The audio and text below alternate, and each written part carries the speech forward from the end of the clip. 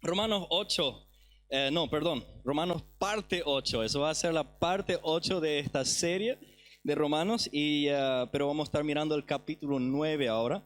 Yo quería hacer el capítulo 9 y el 10 hoy. Y después el próximo fin de semana quería terminar con los últimos capítulos del 12 para adelante. Pero parece que no vamos a lograr. Apenas pude prepararme con el capítulo 9 y ya, bueno, ya es un mensaje completo acá. Yo creo que hay mucho para meditar acá y yo no quiero tampoco acortarlo demasiado porque creo que vamos a perder algo muy importante de este capítulo hoy. Así que vamos a hacer el 9 hoy, el 10 el próximo fin de semana y después creo que 2 semanas de ahí vamos a intentar determinar el mensaje de Romanos. Así que ahí sería mi segundo último turno en este año, entonces quiero terminarlo este año. Eso es el trato, porque para el próximo año ya tenemos otros temas que queremos tocar. Pero la idea que hemos tenido con esta serie de Romanos, como lo hemos mencionado antes, es descubrir las riquezas de las Escrituras. Que cualquier lado donde miramos en la Biblia vamos a poder aprender algo, vamos a poder aprender muchas cosas realmente. Y Romanos es un libro que trata especialmente muchos puntos doctrinales, entonces es un libro muy interesante donde comenzar, o sea, en donde mirar, y es muy rico en muchas enseñanzas. Por eso elegimos este libro y bueno, quiero orar antes de entrar en este tema porque va a ser muy importante que consideremos realmente en oración también y en más estudios. Hoy creo que vamos a tocar un tema que para muchos de ustedes han habido preguntas grandes en su mente acerca de algunas cosas que vamos a leer ahora y yo creo que seguirán con algunas preguntas todavía después de hoy. No les voy a poder dar toda la respuesta, pero creo que vamos a poder aclarar algunas cosas tal vez un poquito, así que vamos a pedir que el Señor nos ayude a comprenderlo hoy.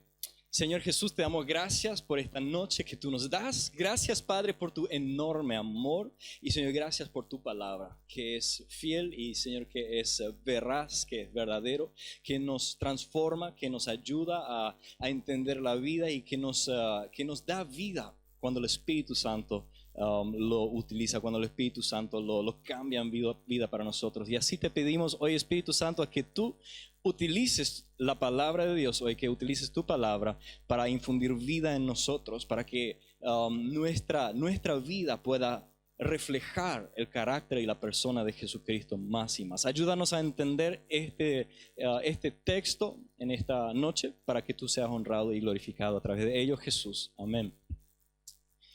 Bien, hace 3 semanas resumimos los capítulos 7 y 8, perdón, en las cuales Pablo nos aclara que la ley nos mató y no nos puede dar vida, pero sigue siendo buena y nos apunta a Cristo mediante el Espíritu Santo. Pero la clave es el Espíritu Santo. Y ahí entramos en un tema que vamos a estar tocando también el próximo año. Vamos a estar tocando un poco más el tema del Espíritu Santo, la importancia del Espíritu Santo en nuestras vidas. Él es parte de la Trinidad de Dios. Él es Dios y es la persona de Dios mediante la cual nosotros tenemos esa relación con Dios. Pero hoy vamos a resumir, como ya mencioné, el capítulo 9 y en este capítulo Pablo toca dos puntos muy interesantes. Quiero dejarlo bien claro que lo que voy a hacer hoy, voy a dar una interpretación propia del texto que vamos a leer. Pero quiero que sepan que hay personas que lo interpretan de diferentes formas. Vamos a estar viendo un poco las diferentes formas en las cuales se interpreta este texto y vamos a intentar de encontrar un equilibrio en esas interpretaciones. Algo de lo cual siempre tenemos que cuidarnos es de ir al extremo con nuestras interpretaciones de ciertos textos. Y es siempre el peligro que tenemos, que queremos tener que cierto versículo lo agarramos y decimos tiene que ser así y así, aún a pesar de que hay otros textos que tal vez parecieran decir algo un poco diferente. Nos aferramos tanto por eso porque con eso crecimos o porque así fuimos enseñados. Y quiero que consideremos un equilibrio en nuestra forma de ver la palabra de Dios, especialmente también en esta noche. Porque el tema de hoy se trata de unas características de Dios, y la persona de Dios no puede ser de todo escudriñado por el ser humano, y donde la palabra no lo confirma en su contexto de forma contundente, me rehúso a declarar una u otra interpretación como la única digna de considerar. Tal actitud de los que creen tener toda la verdad, y ahora escuchen, una actitud de las personas que creen tener toda la verdad y saberlo exactamente y poder decir así es una actitud arrogante, y de lo cual tenemos que tener cuidado. Las dos preguntas en cuestión hoy son estas: la predestinación y el odio de Dios. ¿Están interesados? La predestinación y el odio de Dios. Leamos el texto desde el versículo 6 al 18, Romanos 9, del 6 al 18. Para los que tienen sus Biblias pueden abrirlo. Romanos 9, del 6 al 18. Dice: ahora bien, no digamos que la palabra de Dios ha fracasado. Lo que sucede es que no todos los que descienden de Israel son Israel. Tampoco por ser descendientes de Abraham son todos hijos suyos. Al contrario, tu descendencia se establecerá por medio de Isaac, dice la palabra. En otras palabras, los hijos de Dios no son los descendientes naturales, más bien se considera descendencia de Abraham a los hijos de la promesa. Y la promesa es esta: dentro de un año vendré y para entonces Sara tendrá un hijo. Creo que ahora ya algunos están un poco confundidos acerca del texto, ¿no? Vamos a seguir leyendo. Creo que al final vamos a ir entendiendo a qué es lo que se refiere Pablo aquí. No solo eso, también sucedió que los hijos de Rebeca tuvieron un mismo padre, que fue nuestro antepasado Isaac. Sin embargo, antes de que los mellizos nacieran, se refiere a Isaac, o sea, a los hijos de Isaac, Jacobo y Esaú. Dice: antes de que ellos nacieran o hicieran algo bueno o malo para confirmar el propósito de la elección divina, no en base a las obras, sino al llamado de Dios, se le dijo a ella: el mayor servirá al menor. Y así está escrito: amé a Jacob, pero aborrecí a Esaú. Amé a Jacob, pero aborrecí a Esaú. ¿Qué concluiremos? ¿Acaso es Dios injusto? De ninguna manera. Es un hecho que a Moisés le dice: tendré clemencia de quien yo quiera tenerla y seré compasivo con quien yo quiera hacerlo. Por lo tanto, la elección, ahora escuchen otra vez, la elección no depende del deseo ni del esfuerzo humano, sino de la misericordia de Dios. Porque la Escritura dice al faraón: te he levantado precisamente para mostrar en ti mi poder y para que mi nombre sea proclamado por toda la tierra. Así que Dios tiene misericordia de quien Él quiere tenerla y endurece a quien Él quiere endurecer.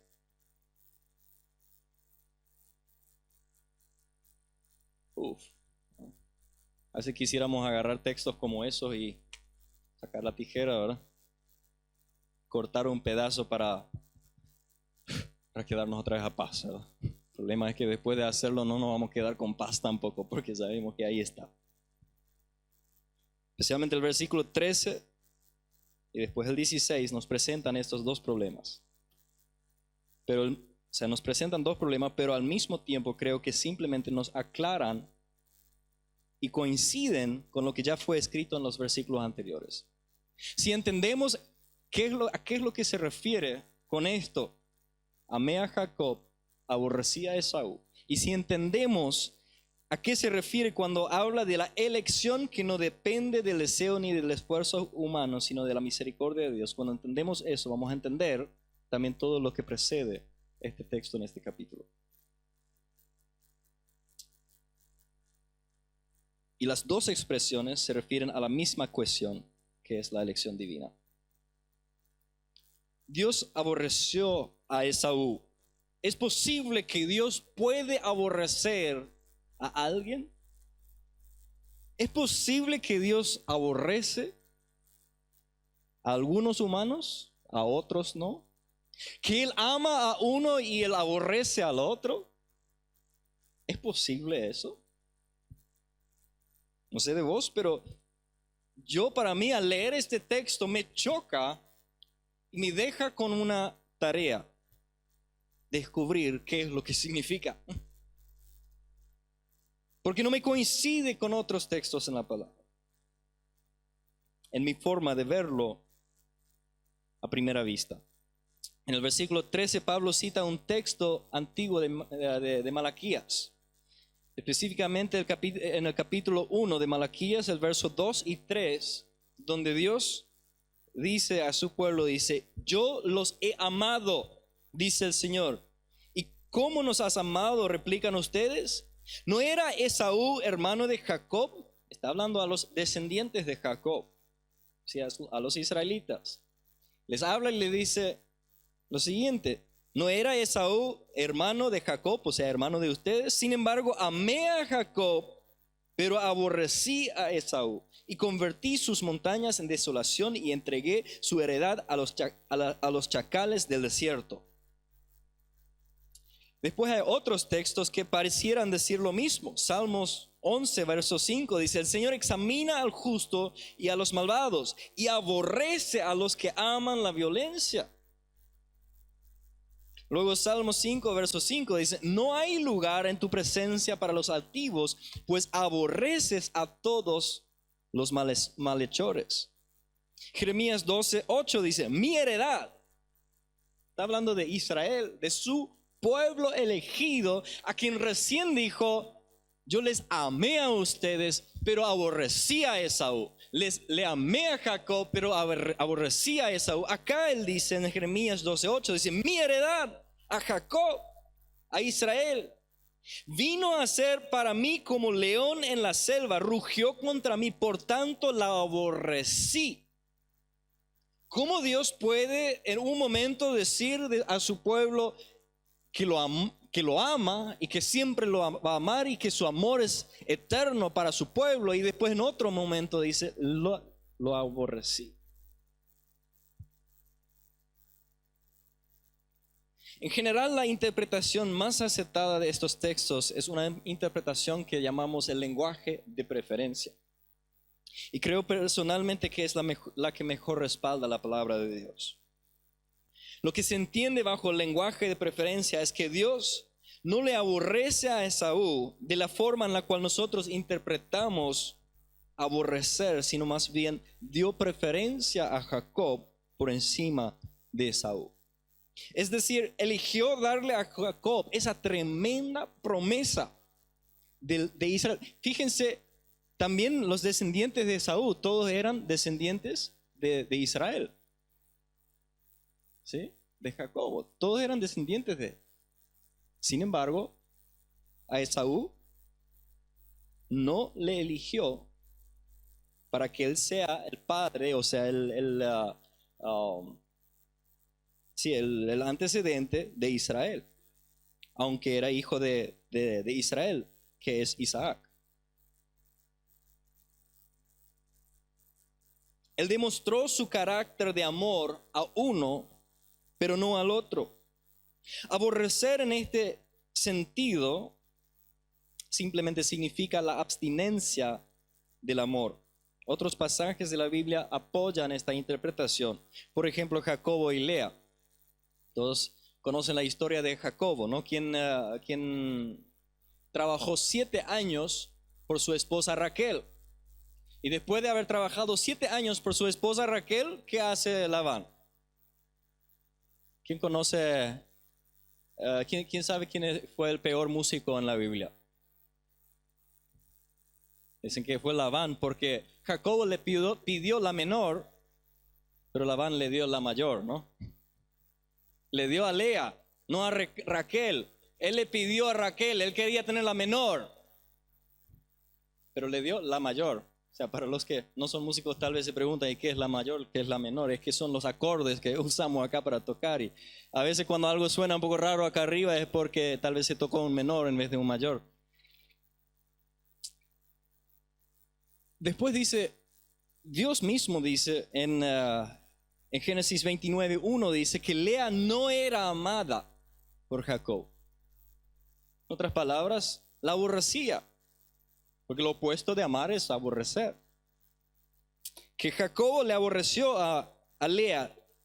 Y cuando Lea tuvo su primer hijo, ¿qué dice ella? Le llamó Rubén, era, ¿verdad? Le llamó Rubén porque decía, ahora sí mi esposo me va a amar. Ahora sí Jacobo me va a amar. Después de un tiempo se dio cuenta que no cambiaba nada. Jacobo le prefería a Raquel, porque más tarde también le dio entonces a Raquel por otros 7 años más de trabajo para él. Después de un tiempo, Lea tuvo un tercer hijo y dijo, ahora mi esposo me va a amar. Tenía la esperanza, seguía con la esperanza de que ahora el amor de Jacob iba a aumentar por ella. En el versículo 30 sencillamente dice que Jacobo amó más a Raquel que a Lea. No dice que la aborreció, no dice que no la amó, sencillamente dice que le amó más a Raquel que a Lea. Le dio preferencia a Raquel antes que a Lea.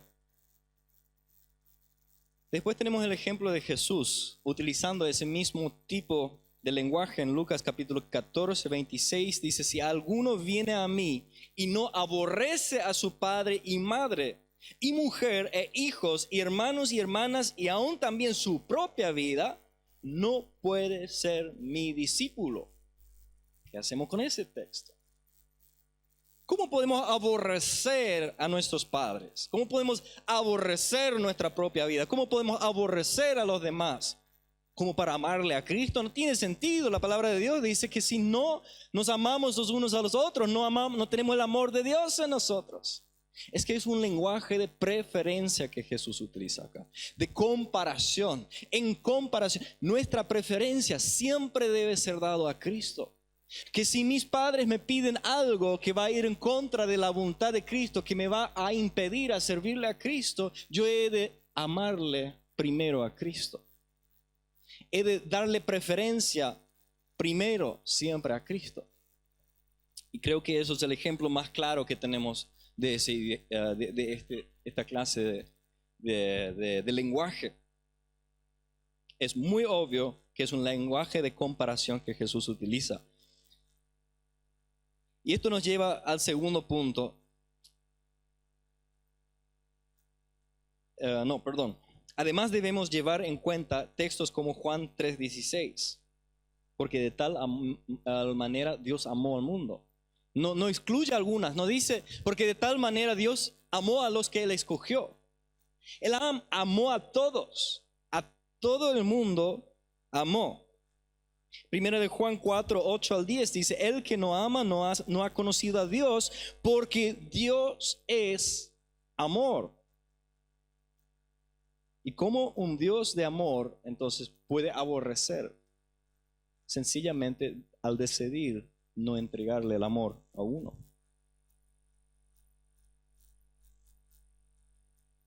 Podemos entonces decir que Dios sí ha demostrado su amor para toda la humanidad a través de la cruz de Cristo para pagar por el pecado del mundo, pero que su amor solo alcanza a los que lo reciben. Los demás tendrán que sufrir su ira y furor. Repito, podemos entonces decir que Dios sí ha demostrado su amor para toda la humanidad a través de la cruz de Cristo para pagar por el pecado del mundo, pero que su amor solo alcanza a los que lo reciben. Los demás tendrán que sufrir su ira y furor. Segundo punto, la predestinación. El versículo 16 leímos, por lo tanto, la elección no depende del deseo ni el esfuerzo humano, sino de la misericordia de Dios. Aquí tenemos dos interpretaciones radicalmente diferentes entre los evangélicos. ¿Cuántos han escuchado hablar del calvinismo y del armenianismo? ¿Solo dos, tres, cuatro? Algunos, ok. Entonces les explico. El calvinismo enseña, o sea, el calvinismo viene del el conocido Calvino, un predicador y un reformador que salió de la Iglesia Católica y trajo o sea, comenzó a una parte, también formó parte de la reformación teológica, digamos, de las enseñanzas de la Biblia. Y Calvin enseñó esta enseñanza, por eso, no sé, de alguna manera llegó a ser conocido como la enseñanza calvinista o la gente que lo siguen, que es la doctrina calvinismo. Y el calvinismo enseña la doctrina de la elección, que dice, Dios elige a quienes Él va a salvar y que la persona no tiene ningún rol en este asunto. Es decir, si tú eres salvo es porque Dios lo decidió, no porque vos hiciste algo, no porque vos, porque vos de tu parte pudiste dar algo, sino sencillamente porque Dios dijo, a este voy a salvar, a este no. Este se va a ir al infierno, aquel va a ir al cielo. A ellos mismos les molesta esa forma de pensar, pero así de esa forma lo interpretan. Tienen dificultades entonces de interpretar los otros textos que vamos a ver también. Sin embargo, hay otros textos que también parecen apoyar esa forma de pensar y por ello también le fortalecen otra vez su creencia en eso. Efesios 1:11 dice, en Cristo también fuimos hechos herederos, pues fuimos predestinados según el plan de aquel que hace todas las cosas conforme al designio de su voluntad. Entonces parece decir eso, ¿no?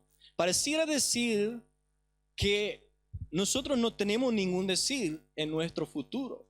Como si fuera que no importa lo que yo digo, no importa lo que yo hago, yo ya soy predestinado para hacer todo lo que voy a hacer. Ya fui predestinado para predicar este mensaje hoy. Fui predestinado para irme a casa. Después fui predestinado para ser salvo o ser perdido. Entonces yo no puedo hacer nada para ello. Así pareciera ser que dice. Romanos 8:30 de nuevo dice, a los que predestinó también los llamó, a los que llamó también los justificó y a los que justificó también los glorificó. Caramba, digo, otro verso así, ¿verdad? ¿Qué vamos a hacer con estos textos? Luego, y los calvinistas se aferran por esos textos, dicen, fíjense, ahí lo dice tan claro, entonces tenemos que creerlo tal cual.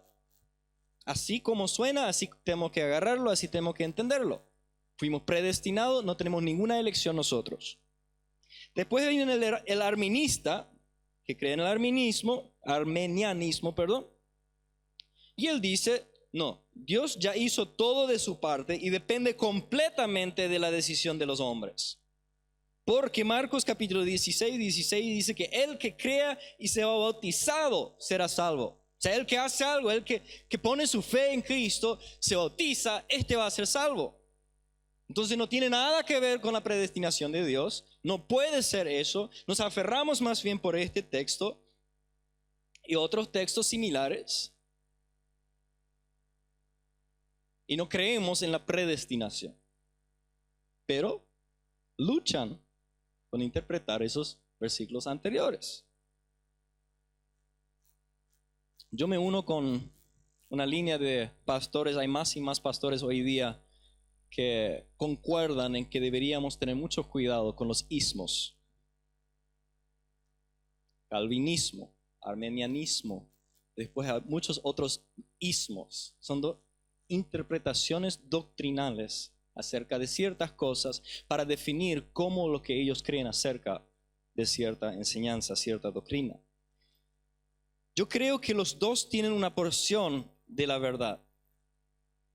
La diferencia es que un grupo se apoya más en ciertos versículos, mientras que el otro grupo en otros, se apoya en otros. Pero todos los versículos son verdaderos. No podemos ignorar a uno o darle menos importancia, porque a nosotros nos parece incómodo, o poner una énfasis mayor en otro porque favorece nuestra forma de pensar, o tal vez incluso podemos utilizarlo para excusar nuestra conducta. Todos los extremos son peligrosos, y en este caso también debemos de cuidar de no tomar nuestras interpretaciones al extremo.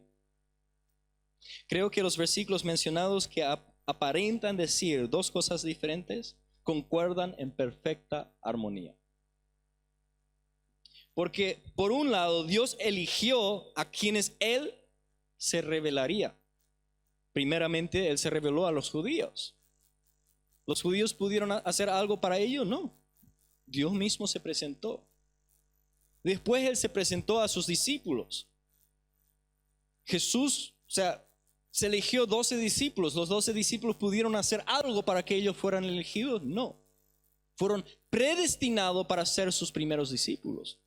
A ellos Jesús los eligió uno, después de uno, cuidadosamente. Ellos fueron predestinados. Después Él decidió que tú escucharías el evangelio, que tú de alguna manera ibas a escuchar el plan de salvación, que tú de alguna manera ibas a llegar a escuchar la palabra de Dios. Pero ahí vos tuviste que tomar una decisión. Ahí vos decidiste cuál va a ser tu destino. Ahí vos decidiste qué vas a hacer con lo que Dios te ofrece, con lo que Dios te pone. A vos te eligió para que escucharas el evangelio, tal vez a tu vecino todavía no. A vos te escogió para que nacieras en tal familia que naciste. Al otro nació en otro lado, en otras condiciones. A uno le hacen nacer en casa de reyes, a otro le hacen nacer en casa de pobres. A uno le hacen nacer en casa de blancos, a otro le hacen nacer en casa de personas de colores. Dios ha predestinado muchas cosas en nuestra vida. Y Él ha predestinado que nosotros pudiéramos escuchar su palabra. Ha predestinado que a nosotros nos pondría delante de una decisión. Pero la decisión la tomamos nosotros.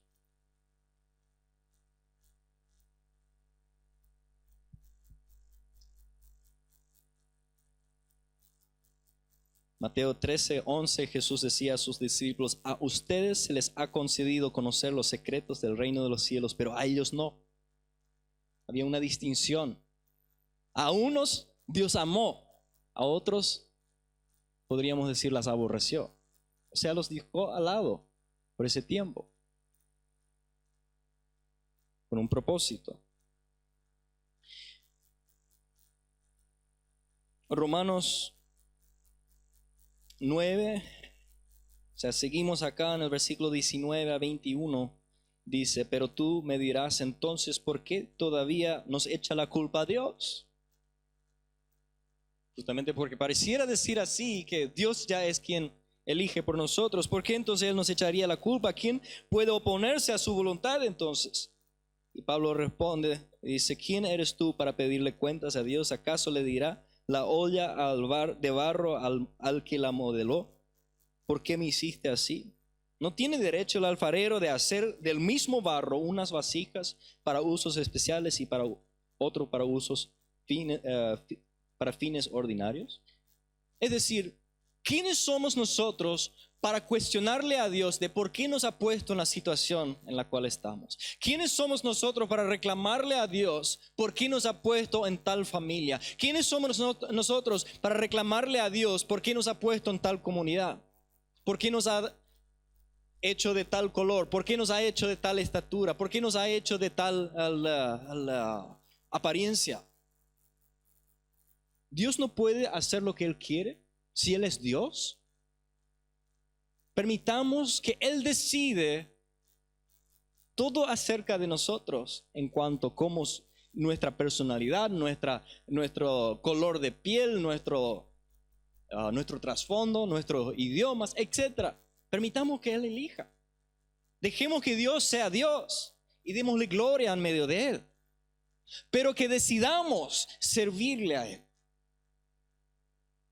El punto es este. A pesar de la soberanía y la predestinación de Dios, nosotros somos capaces y responsables para decidir. Hechos 17:30 dice, pues bien, Dios pasó por alto aquellos tiempos de tal ignorancia, pero ahora manda a todos en todas partes que se arrepientan. Tenemos un llamado de arrepentirnos. Dios no predestinó que vos te arrepentiste o que tú te arrepentieras. Él predestinó que escucharas el mensaje del arrepentimiento, pero vos tenés que tomar la decisión de arrepentirte de los pecados.